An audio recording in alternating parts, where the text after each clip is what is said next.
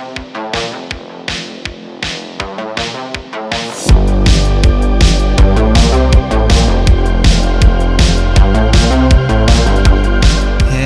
and welcome to Diecast Restos. My name's Jason and this is a Matchbox Mazda RX-7 that I'm going to be customizing today. It first entered the Matchbox series in 1982 and it remained until 1987, though its history is a little more complicated than that.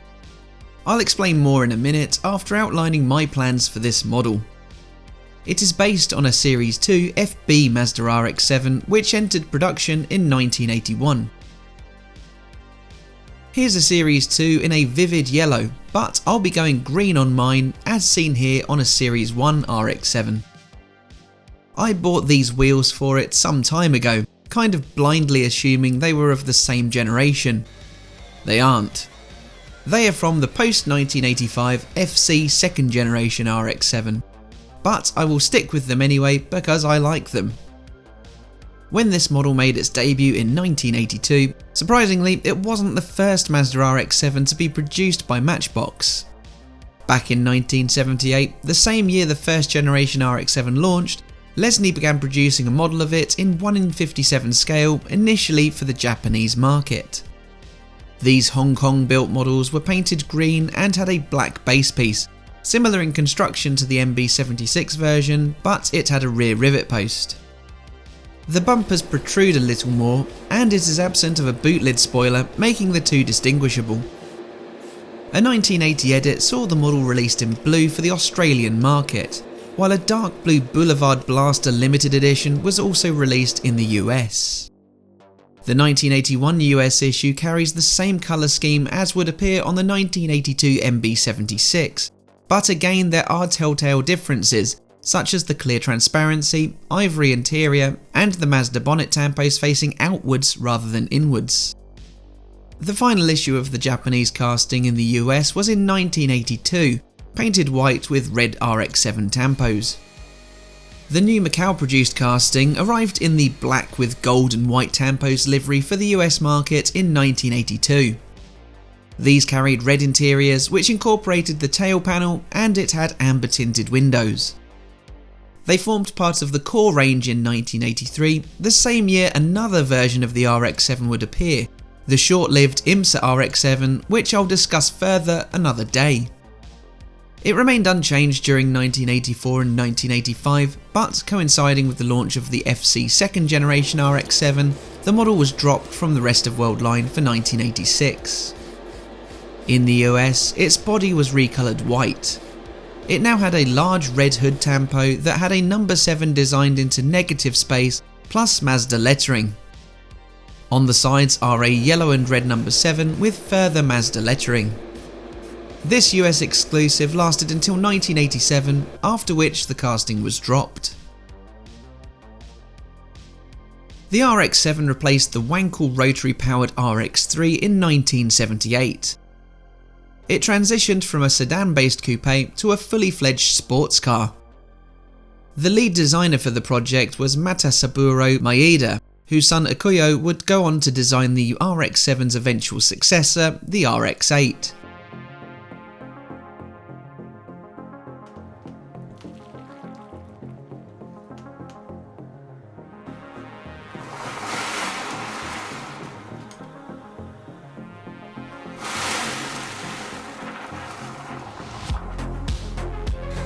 The RX-7's two-door, two-seat design and its compact rotary engine fitted behind the front axle helped to make the car compact and balanced with a low centre of gravity. In 1981, an upgraded model was introduced, referred to as Series 2. This also saw the beginning of the FB model code due to US VIN regulations. Bumpers were now black plastic and integrated, with wider plastic strips continuing across the sides. There were also wraparound taillights and upgraded engine control components. The dashboard was redesigned. While the Series 2 was slightly longer, it shed 61 kilos in weight. Its 4-speed manual gearbox was dropped in favour of 5-speed, plus it had an increased fuel tank capacity. In 1983, following the introduction of the first turbocharged rotary engine in Mazda's Luce and Cosmo models, a fuel-injected, non-intercooled 1146cc rotary was fitted to RX-7s in Japan, where the car continued to be referred to as the Savanna RX-7. While the regular rotary produced 100 horsepower, this unit made 163. Following this came the Series 3 in 1984, featuring an updated lower front fascia. The GSL SE model was now equipped with the larger capacity 1308cc twin-rotor engine. Power output was rated at 135 horsepower. Up to 1985, over 470,000 RX-7s were produced, with 70 to 80% of these being sold in the US alone. Now, as you see before you, I'm applying the Kaleido Colorworks Inferno Green, which I think will eventually look great on this model. I'm still getting used to the quantities of thinner required, and this first coat is going on very thinly indeed.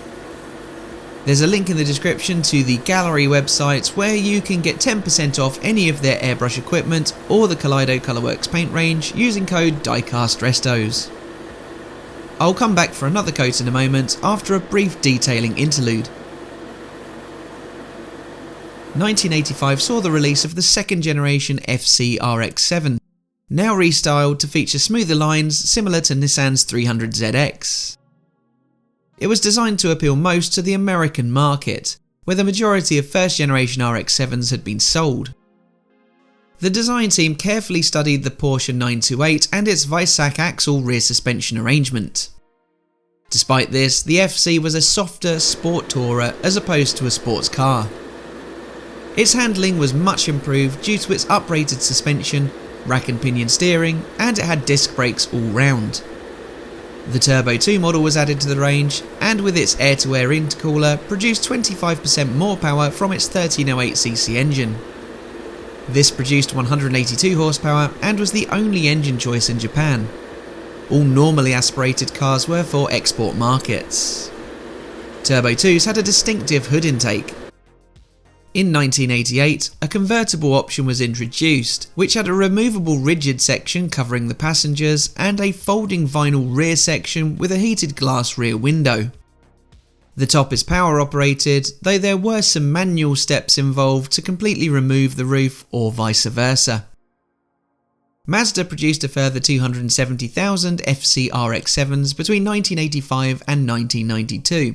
As the third and final FD generation entered production in October 1991. The company had organised an internal competition between its 4 design studios in Hiroshima, Yokohama, Irvine and Europe. The winning design came from the design centre in Irvine by Taiwanese artist Wu Huang Chin.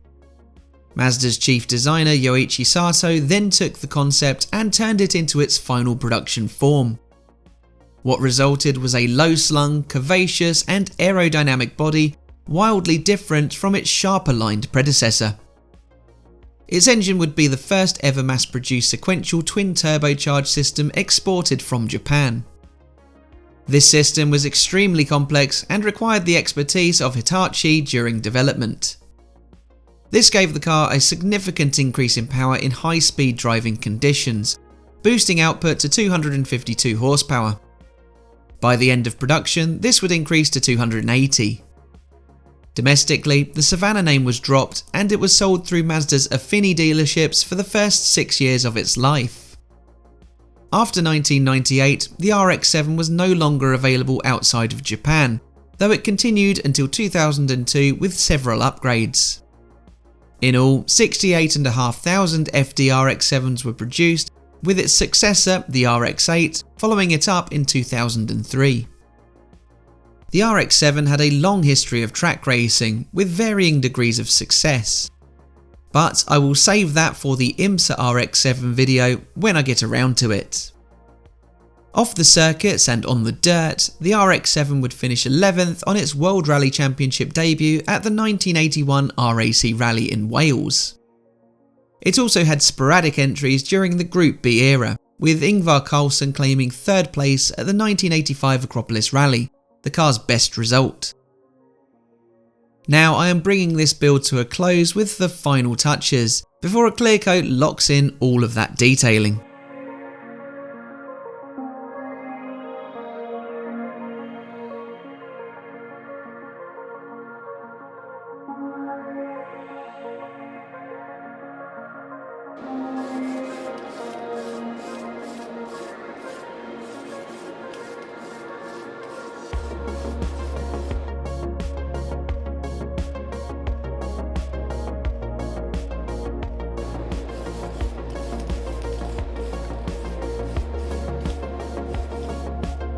Here are all of the parts that make up the MB76 Mazda RX-7. In first is the amber tinted transparency, closely followed by the now black painted interior piece, which also forms the rear light panel. I've slid some styrene offcuts under the axles to help lower that ride height a little. The original wheels were quite large, so this helps the new wheels to fill those arches. A 3mm M2 laptop screw secures the base before I cover over that front registration plate abomination with a decal instead. Let me know in the comments if I should do the same with the rear plate or if I should leave it as it is. Here then is how my Matchbox Mazda RX-7 was looking before I set to work on it. It's another of those models from the tinted window periods that I wanted to divert attention from. A black interior should do the trick. It also had a snapped passenger side A-pillar, plus the paint left remaining was pretty sparse. By the way, that cast registration means that the car was registered in central London between August 1982 and July 1983. If it were real, of course. But how about that transformation? I've still got a lot to learn about airbrushing to improve my techniques, but I'm very satisfied with the colour of this Inferno Green. I'm not sure why it didn't come out quite as well as I'd have liked on this side, but these models are experiments. I'm trying to improve as each passes, and that's the whole point of this channel personally. It tracks my progression. I know I've come a long way in the 6 years that I've been doing this hobby. I'd be interested to hear your thoughts on the build. Do you like the colour, the wheels, or my detailing? Let me know down in the comments. Please subscribe if you're not already, as I begin the countdown to 10,000 subscribers. I'd love to hit that milestone this year. Also, please leave a like to show your appreciation. But all that leaves me to say is thanks for watching, and I'll see you again for the next one. Bye for now.